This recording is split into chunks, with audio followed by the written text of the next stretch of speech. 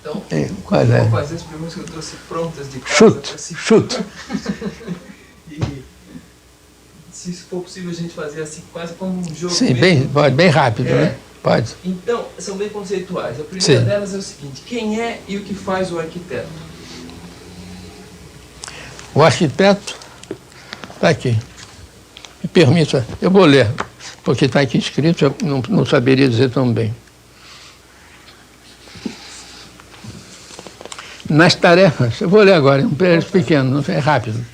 Nas tarefas do engenheiro, o homem é principalmente considerado como ser coletivo, como número, prevalecendo o critério de quantidade. Ao passo que nas tarefas do arquiteto, o homem é encarado, antes de mais nada, como ser individual, como pessoa, predominando então o critério de qualidade. Essa que é a distinção. O arquiteto tem por obrigação atender a pessoa. E não é uma coisa... Agora, ele remata aqui, por outro lado, os interesses do homem como indivíduo nem sempre coincidem com os interesses desse mesmo homem como ser coletivo. Cabe, então, ao urbanista procurar resolver, na medida do possível, esta contradição fundamental. Porque o interesse da pessoa, quando o seu problema está em jogo, é um. Se trata de coisa coletiva, muda completamente, ele já muda de opinião, acha que tudo é errado. É engraçado.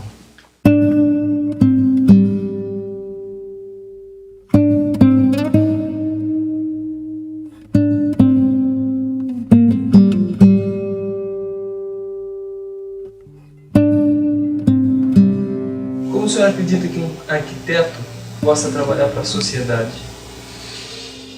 Apenas fazendo o melhor possível em cada programa que seja submetido à sua interpretação, à solução. Ele fazendo o melhor possível em cada caso, desde a casa de cachorro até o palacete do nabobo qualquer, é a tarefa do arquiteto. É responder à consulta. Fora disso, é demagogia, começar a botar a boca no mundo, também faz parte, talvez, mas eu acho que isso não é tanto. O senhor projetou para o homem ou projetou para o brasileiro? Ao contrário, o senhor projetou para o brasileiro ou projetou para o homem? Eu não faço bem essa distinção, porque eu só concebo o homem brasileiro, porque eu sou aqui, vivo aqui, sou brasileiro, de modo que é uma coisa normal. Eu não conseguiria projetar para um nórdico qualquer, ou para um japonês, ou coisa que valha.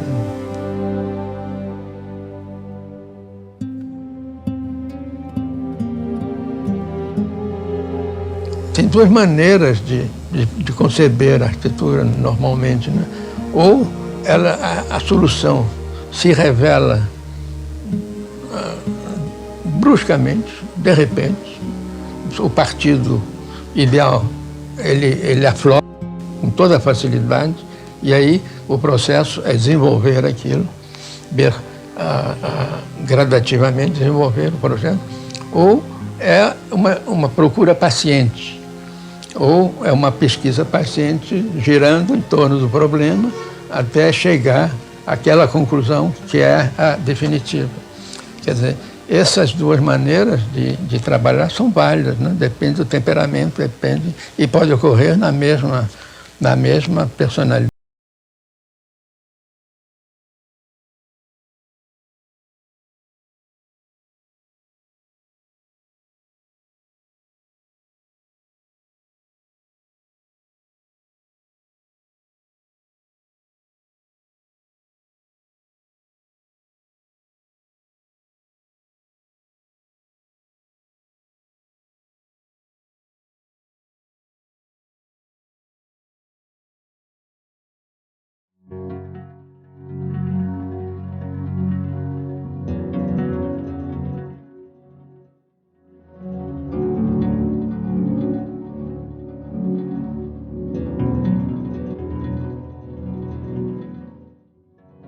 Quando eu olho isso aqui, eu fico imaginando, você acha que em Paris fariam isso? Nunca.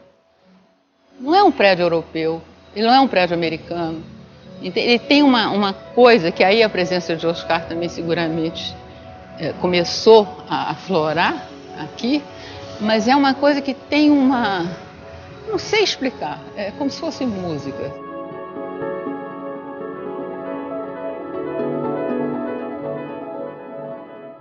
O Ministério de Educação e Saúde é um marco da arquitetura moderna no Brasil e eu acho que é um marco da arquitetura moderna brasileira também. Existe uma divergência entre os historiadores. Alguns dizem que ele é arquitetura moderna no Brasil, mas ainda não tem as características da arquitetura moderna brasileira como elas se manifestarão nos anos 40, 50. Eu acho que não, acho que ele já tem. Esse prédio é o prédio chamado antigo Ministério da Educação. Para mim, afetivamente, o nome dele é Ministério. O nome dele é Ministério porque meu pai não apenas projetou, como trabalhou aqui a vida inteira no patrimônio histórico. Porque esse prédio é a síntese do Brasil, moderno e preservador de antigamente. Quer dizer, ele é inaugural de uma abordagem que só a gente estando nesse lugar e vendo o que foi construído ao mesmo tempo é que pode perceber a loucura que foi ele existir.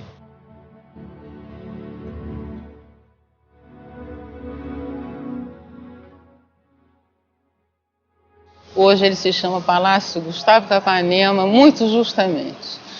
Porque se não fosse o ministro Capanema ser um sujeito inteligente, cercado de gente de bom padrão intelectual e tudo, esse prédio não existiria de jeito nenhum.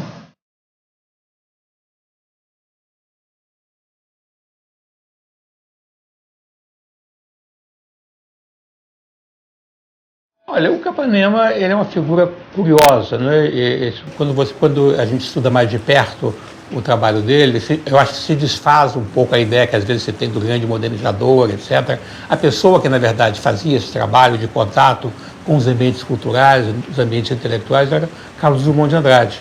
Carlos Drummond de Andrade tinha uma relação pessoal com o Capanema, era o chefe de gabinete, né? E ele tinha um contato com a área intelectual, com a área cultural, com a área artística. E esse lado mais modernista que aparece depois, não é, na verdade, o Capanema, mas é muito mais o trabalho do Drummond e pessoas que, de alguma maneira, se acercaram do Ministério tentando fazer coisas aproveitando esse espaço. No movimento modernista, você tem uma geração aí que estavam, na verdade, o próprio Drummond, né? Era uma tentativa de, trabalhando na área da literatura, mas de expressar um país que não era um país moldado ou copiado de fora, uma linguagem que não era nossa, uma linguagem empolada e que não era a linguagem que as pessoas falavam. Então, vamos recriar essa linguagem, vamos fazer uma literatura que seja mais autêntica, que reflita mais o dia a dia da vida das pessoas.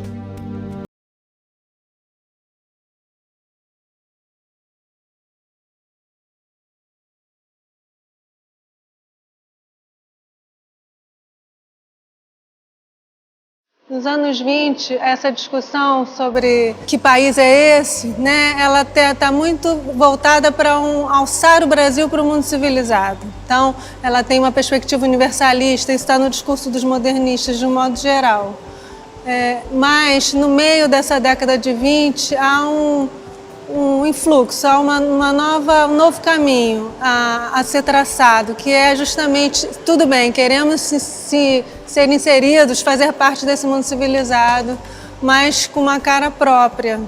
Então, aí, daí em diante, a gente pode dizer até que é um novo tempo do ideário modernista, ou de várias ideias dos vários modernistas, que é refletir sobre o que de singular o Brasil tem para poder alçar para esse mundo civilizado.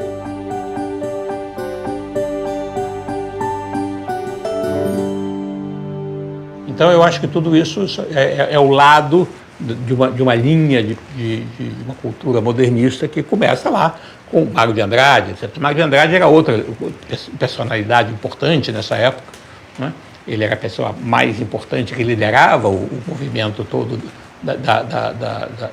modernista no Brasil. Então, nessa época, da década de 30, esse movimento todo ganhou algum espaço dentro do governo Vargas, a partir, sobretudo, do Ministério da Educação.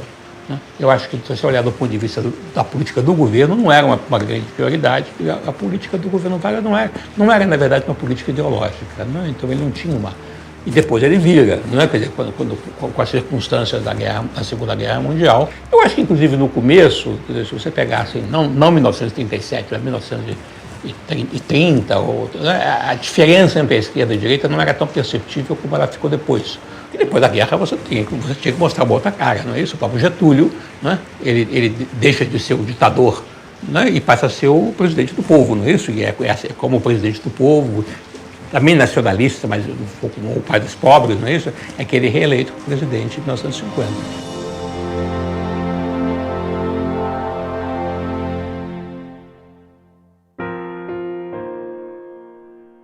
Há uma espécie de venda de uma certa imagem progressista, mas a realidade é mais complicada e na verdade, quer dizer, eu acho que o pensamento mais tradicional, mais conservador, é o que predomina. Apesar disso, você tinha espaços nele. Quando se cria o edifício, tem arquitetos, né, modernos, você tem o Portinari sendo chamado para fazer painéis, etc. Isso tudo é uma coisa que o Capanema, de alguma maneira, ele consegue administrar.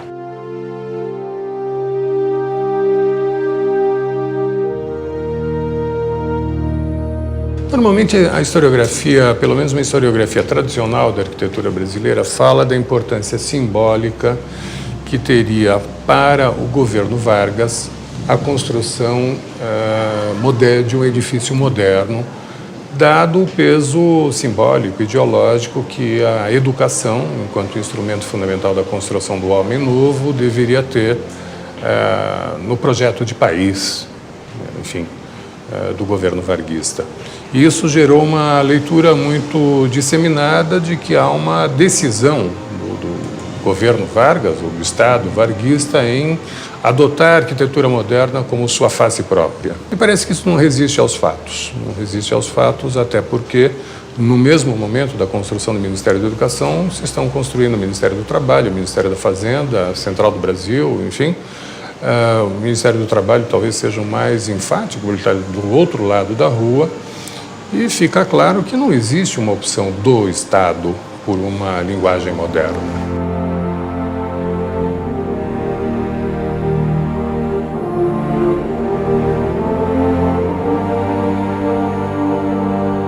Eu acho que, de qualquer maneira, quer dizer, o fato de você liberar na sociedade a energia, não é, permitindo uma literatura numa linguagem mais, não é, mais direta, mais clara, não é, e podendo comunicar de maneira mais direta os sentimentos, as expressões, não é, enfim, a ideia de você liberar a arte, fazer uma arte plástica mais aberta também, fora dos cânones tradicionais, de você poder experimentar com formas arquitetônicas novas, tudo isso a sociedade ganha. Eu não acho que isso é uma perda, nem é um mito.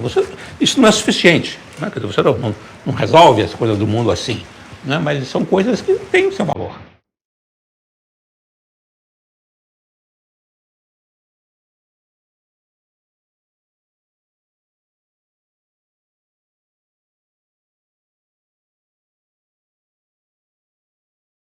Hoje sabemos que o palácio, hoje conhecido como Palácio Capanema, o Ministério de Educação não era a obra dos sonhos do Gustavo Capanema.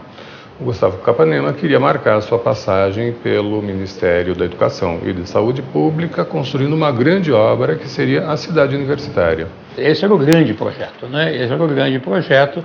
Isso criou uma grande polêmica, porque havia uma disputa muito grande nos meios da arquitetura no Brasil sobre qual seria a orientação, qual seria o estilo dessa cidade universitária. Houve um processo de licitação, onde a pessoa que terminou ganhando a licitação foi o Piacentini, que é o arquiteto do Mussolini.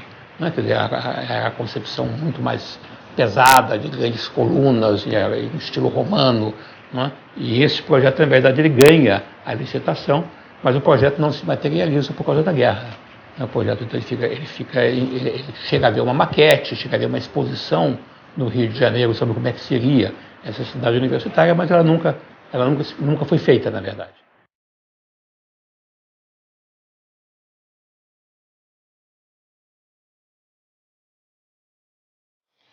uma série de contingências políticas e dificuldades políticas fizeram com que ele percebesse que ele não ia conseguir construir a cidade universitária durante a sua gestão e, como uma espécie de plano B, surgiu a ideia de construir um edifício que unificasse os diferentes departamentos, as diferentes seções do recém-criado Ministério da Educação e Saúde.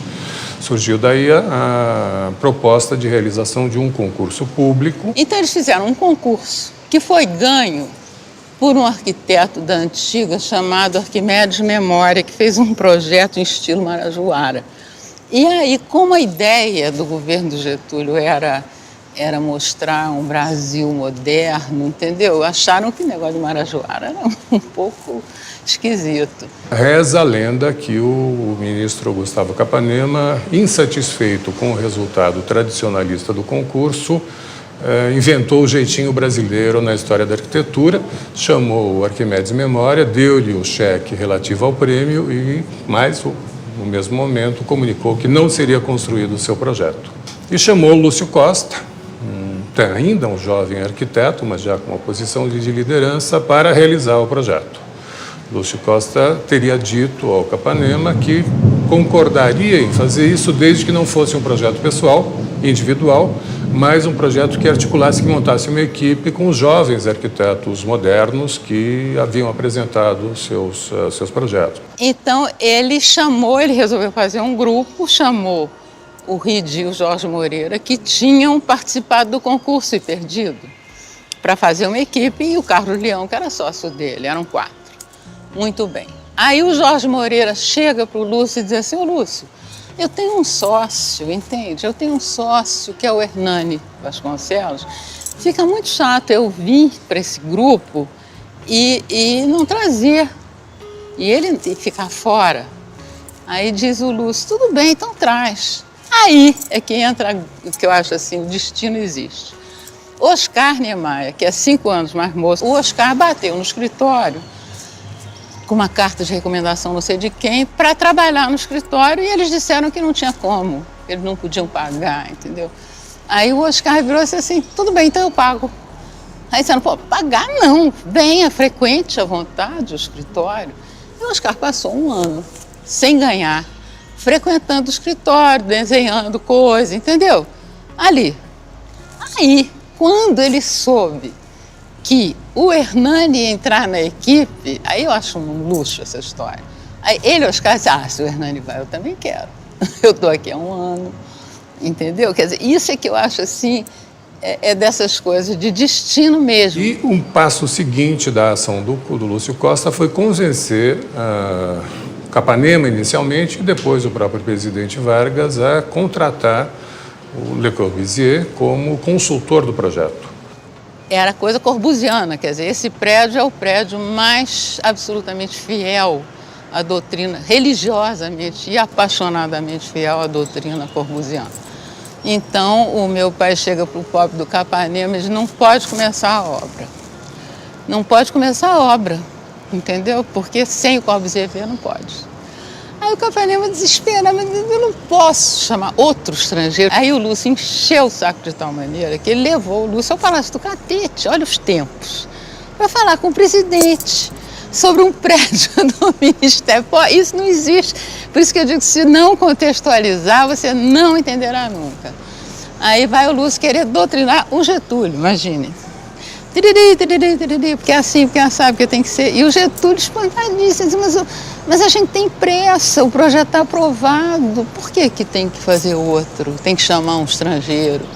E o Lúcio insistiu de tal ordem, que ele adorava contar isso, que no fim da conversa o presidente vira para ele e diz assim: tá bom, você é tão importante assim, traga o homem. Eu acho isso demais. Aí voltou, o homem veio de Zeppelin, foram todos lá para esperar, imagina, de madrugada, todos.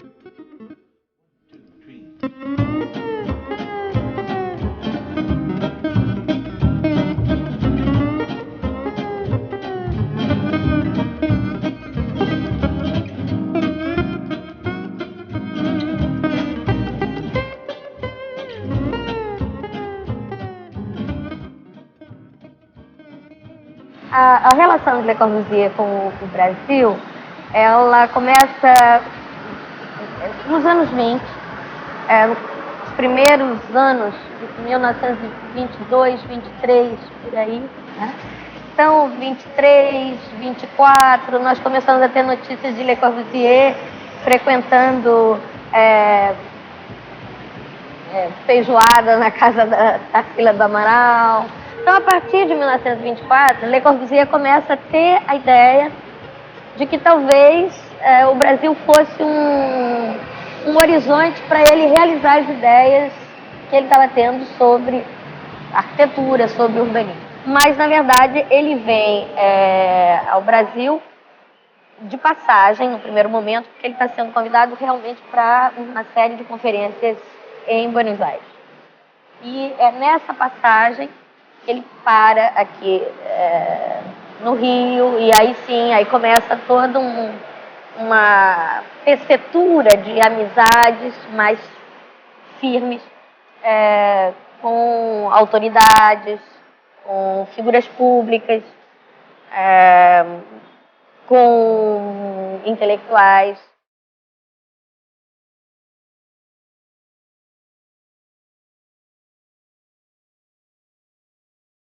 Começa toda a movimentação dele com essa, digamos assim, elite intelectual que está tentando formular um duplo projeto. Um projeto de modernização do país, mas um projeto também de modernização da arquitetura e uma nova linguagem, digamos assim, ao mesmo tempo atenta para os valores locais, mas que pudesse ganhar um patamar de internacionalização.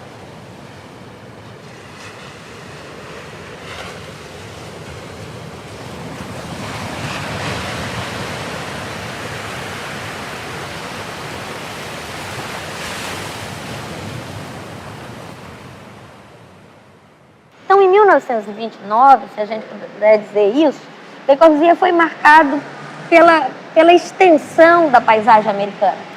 Como a gente sabe, foi a primeira vez que Le Corbusier andou de avião. Ele percorreu quilômetros de avião, observando os meandros do rio. Para a gente isso também não é nada, né? Mas até hoje, você observar, por exemplo, o interior do Brasil, você observar o Pantanal alagado, ou você observar os meandros dos rios ali na Baixada Santista. É uma coisa muito forte. Nós não valorizamos, né, exatamente o que às vezes a gente tem.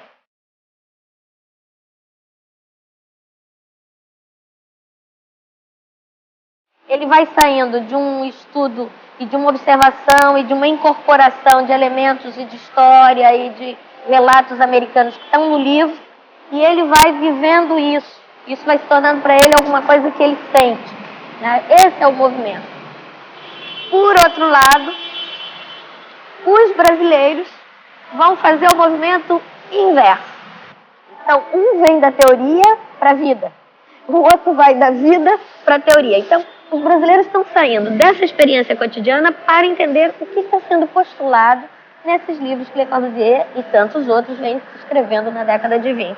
Então, me parece que muito mais interessante do que pensar na influência do Corbusier no Brasil é pensar que existem afinidades eletivas, existem interesses que são comuns.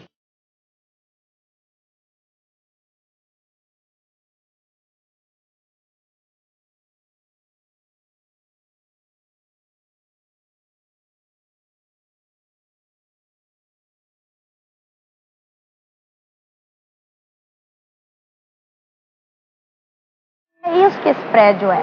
É isso que esse prédio emblematiza.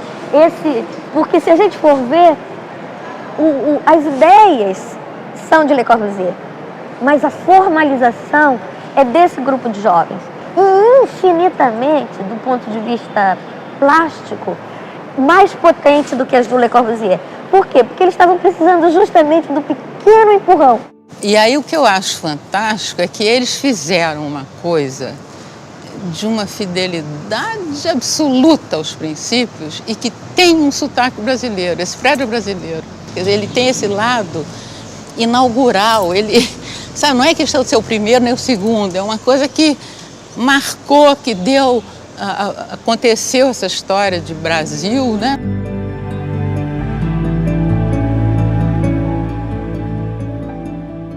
Mas, sobretudo, naquele momento, a arquitetura, ou estes arquitetos modernos, diziam que o seu objeto de reflexão e de atuação fundamental era a cidade. Nessa expressão do Corbusier, isso é claro, arquitetura e urbanismo é a mesma coisa. Essa afirmação não era mera constatação, era ao contrário, ela precisava ser feita porque durante todo o século XIX não era assim. Assim como durante todo o século XIX, engenheiros eram uma coisa, arquitetos eram outra coisa. Eu diria que hoje a arquitetura tem o mesmo desafio, ela precisa voltar a dizer para a sociedade o que ela é. Portanto, precisa redefinir o seu estatuto.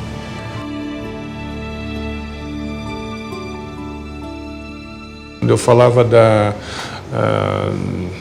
dessa ação extraordinária, que é colocar um edifício enorme e,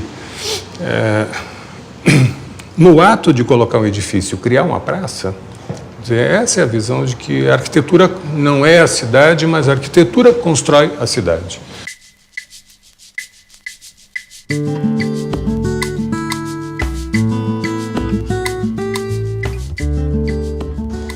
Aí, em 1936, surgiu essa história de derrubar o Morro do Castelo, tinha essa esplanada, e fazer os prédios dos ministérios, né? Muito bem. E o Corbusier achou uma maluquice fazer o prédio aqui, neste lugar onde ele está. Ele achava que devia ser olhando para a Baía de Guanabara, mais ou menos onde está o Museu de Arte Moderna, fez um projeto sem ninguém pedir, muito bonito, baixo, com isso assim.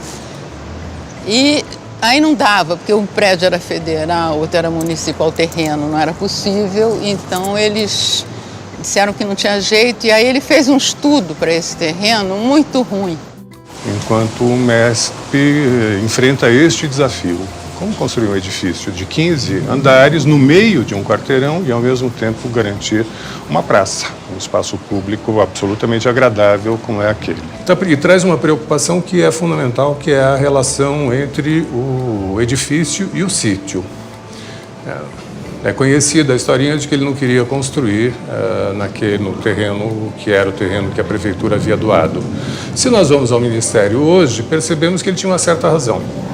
O Ministério hoje está escondido por toda a verticalização que se deu em torno dele. Então, no projeto final, que é o projeto desenvolvido pela equipe brasileira, um diferencial, inclusive, em relação aos projetos anteriores é a localização da grande lâmina vertical no centro da quadra. Isso, obviamente, num primeiro momento, ofereceria o risco de segmentar o espaço público e termos duas pequenas pracinhas. Teríamos dois resíduos de espaço. Os arquitetos, naquele momento, começaram a pensar que o chão onde nós pisamos e o teto são áreas que deveriam ser de uso coletivo.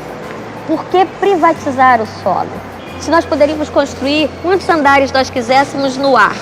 Então, o grau 00 e o grau lá em cima, o teto, deveriam ser de uso coletivo. Por isso, os pilotis. Por isso, o edifício se alça. Ele se alça para que este chão seja de todos. E você vê que uma das maravilhas aqui é que a gente vem pelas ruas e vai andando por aqui, nós não sabemos onde começa o edifício, que é a nossa casa, onde que termina a cidade.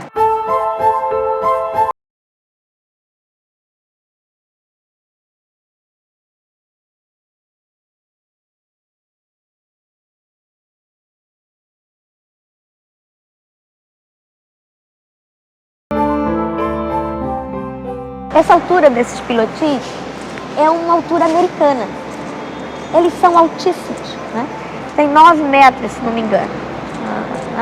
Então, essa altura, essa generosidade desse pilotis como altura, só um americano, Só alguém, um brasileiro, só alguém acostumado com essa extensão de horizonte que nós temos para propor uma coisa tão alta. Os pilotis para Le Corbusier eram mais modestos, né? Estavam numa outra escala. Isso aqui foi a grande contribuição do Oscar Niemeyer, por exemplo.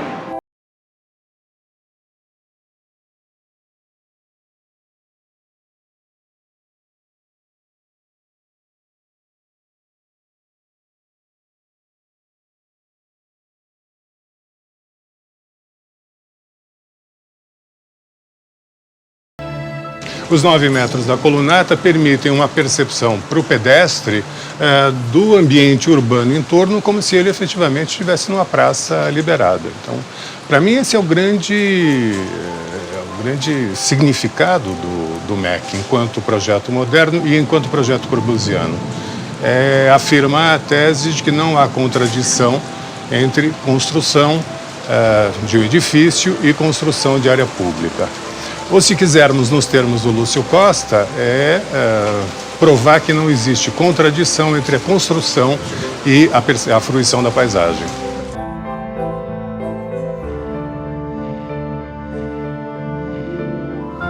Então, aqui nesse edifício, você observa toda a racionalidade da estrutura do edifício. E ela é até mesmo aparente. Então, você enxerga com perfeição o sistema que sustenta o edifício, que são todas essas colunas que nós estamos vendo aqui embaixo. É uma maravilha, né? Você consegue observá-las com clareza. Então, esse é um princípio do Le Corbusier, que não era usual naquele momento. O outro princípio, portanto, é de deixar o plano livre. Quer dizer, se a estrutura está aparente, o plano, a disposição em planta está livre. Eu posso mover a parede como eu bem desejo. Isso também, todo o segundo pavimento, você observa isso. Eu posso fechar, abrir, né? Então, plano livre, estrutura independente.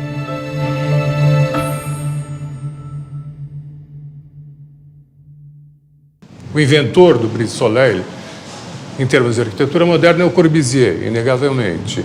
Agora, a equipe brasileira não só foi a primeira a construir um grande edifício com esse dispositivo de controle de insolação e ventilação, como no desenvolvimento de algumas investigações logo na sequência, também consegue estabelecer uma relação com a arquitetura tradicional brasileira. Por exemplo, o uso da treliça mineira, gelosia, ou do cobogó. Verdade que o Lúcio Costa, particularmente, utiliza muitíssimo e que passa a se tornar uma marca da arquitetura brasileira nos anos 40 e 50. Na verdade, eu estou convencido que não se trata aí de um recurso figurativo ao passado. Ao contrário, trata-se da afirmação de que o desafio de utilizar dispositivos de controle de insolação é um desafio dado pelas condições climáticas do Brasil, e, portanto, a própria arquitetura tradicional já respondeu a isso. Então, é toda uma relação de troca, de interação, de inteligência que se dá entre o Le Corbusier e essa equipe brasileira, né, e que a gente vai vendo. Então, as ideias de Le Corbusier são...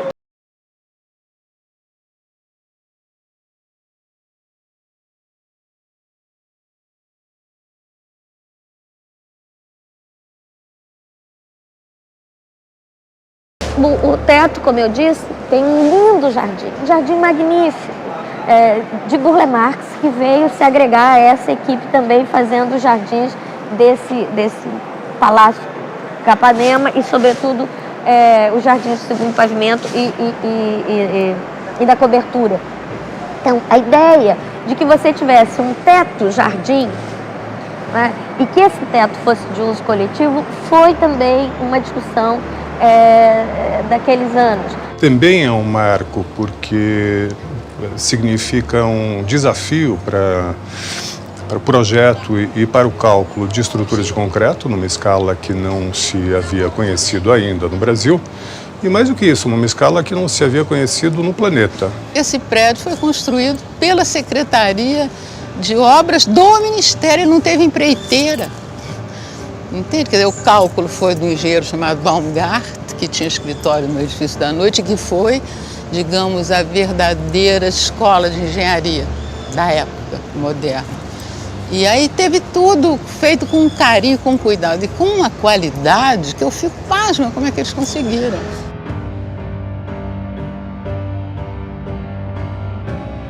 Boa parte dos grandes êxitos, né, do ponto de vista de linguagem, se devem ao enfrentamento de soluções de cálculo, de projeto estrutural, que somente um sujeito refinadíssimo como Emílio Baumgart teria conseguido enfrentar. Então essa é uma dimensão que me parece que normalmente é pouco destacada. Nós temos ali uma obra que é um marco de arquitetura moderna, um marco de arquitetura corbusiana nesse sentido preciso da articulação entre edifício e cidade.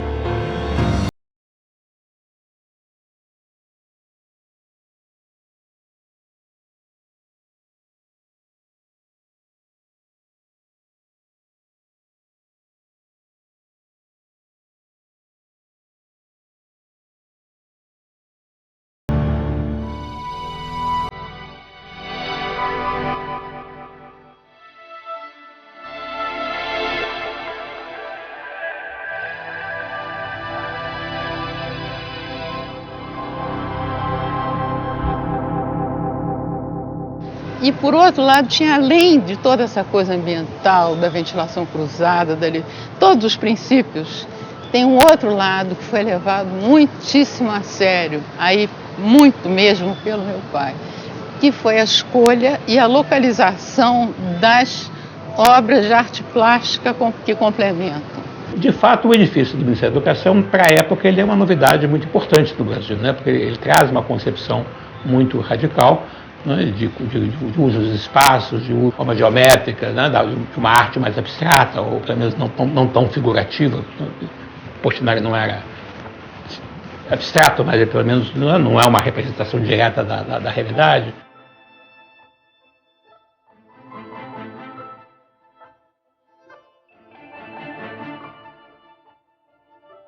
O Capanema, ele acompanha muito de perto os painéis de Portinari, ele diz como é que tem que ser, ele diz quais são os temas, né? E são os temas nacionais, na verdade, é um tema dessa construção do país, todo um processo de construção de uma certa imagem, né, do Brasil moderno, do Brasil industrial, do Brasil, né, e tudo isso um pouco está refletido nos painéis do Portinari. Esse prédio não é museu.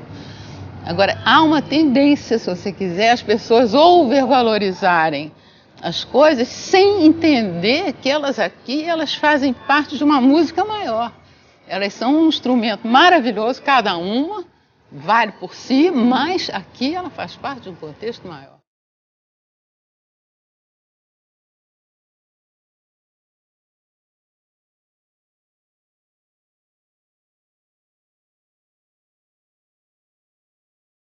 A escolha dos materiais de revestimento, que tem uma função clara, perceptiva ali.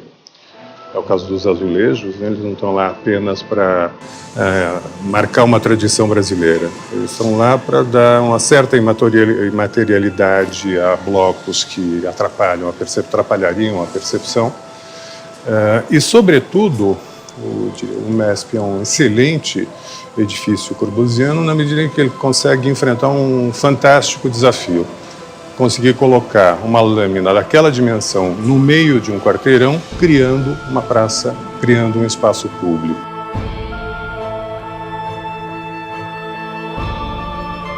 Eu acho o máximo, basta olhar, porque o outro é aquela coisa careta, pesada, que usa a tecnologia para ficar em pé e bota uma fantasia. O da Fazenda são as termas de Caracalla. Esse é uma caretice absurda, né? O do trabalho não tem nada. Ele não é literalmente nada, é uma coisa boba. E o da Fazenda tem um lado luxo, também muito engraçado, né? Porque é fazenda, a fazenda tem dinheiro, então tem um lado de muitos brilhos e muitas coisas, e muito pé.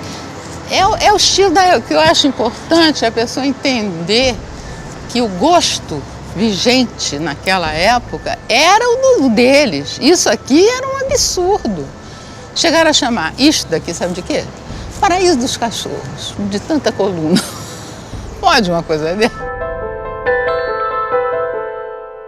A este projeto se sucederam mais 2 projetos fundamentais e num prazo bastante curto. A elaboração do projeto do Ministério é de 1937, embora a construção tenha tardado bastante. Ele só é inaugurado em 1945. Antes da inauguração do Ministério, se realiza um outro projeto importantíssimo, que é o do pavilhão brasileiro na Exposição Internacional de Nova York, em 1939, e, finalmente em 1942, o grande susto internacional, que é a Pampulha. Em 1943, o Museu de Arte Moderna de Nova York realiza uma exposição dedicada à arquitetura brasileira, arquitetura velha e nova. E esses 3 projetos, o Ministério, o Pavilhão de Nova York e a Pampulha, sobretudo, causam um verdadeiro furor internacional.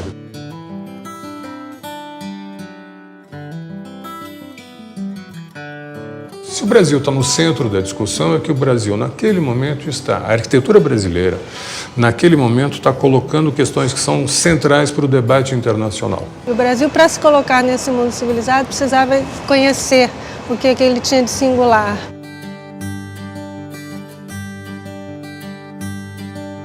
Todos querem, de um modo geral, no campo das artes, da produção intelectual em geral, estão preocupados em dizer que cara o Brasil tem, mas cada um de um jeito. Esses modernistas, e principalmente no campo da arquitetura, têm a bagagem de um conhecimento sobre um Brasil interiorano, mineiro, colonial principalmente, que eles querem fazer aparecer como a origem dessa nação. Esses intelectuais dos anos 30 estão refletindo justamente sobre o momento em que se produziu uma arquitetura pura e simples, pura e simples como são adjetivos usados por eles, mas que eram a cara do Brasil.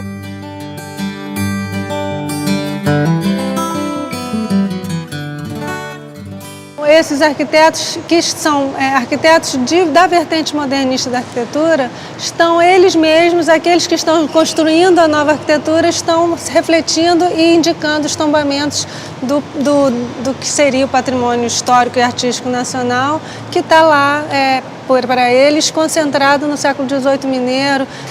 Eles, ao mesmo tempo, estão tombando e construindo. Então, são artífices desse patrimônio quando buscam no passado e também de um patrimônio que ficará para o futuro. Por quê? Porque ao mesmo tempo que eles tombam o patrimônio barroco, a arquitetura barroca, eles vão tombar também a sua própria arquitetura, a arquitetura moderna. E isso é peculiar, porque isso é uma característica brasileira nesse processo de construção de um campo de patrimônio no Brasil. Então essa ponte entre o colonial, barroco e o moderno é feita principalmente nas intenções dessa arquitetura. Elas têm intenções semelhantes. E o que há entre uma e outra, segundo esses intelectuais, é uma arquitetura falsa.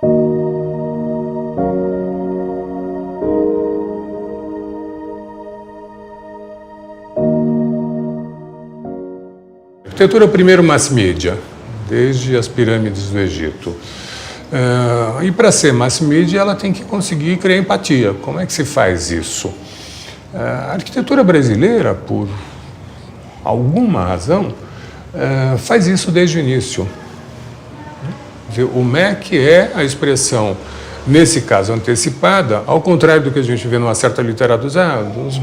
No Brasil está se construindo com atraso as propostas das vanguardas. Coisíssima nenhuma. O MEC é a expressão antecipada, em vários anos, da preocupação por uma arquitetura abstrata, mas monumental, que criasse empatia, que criasse adesão.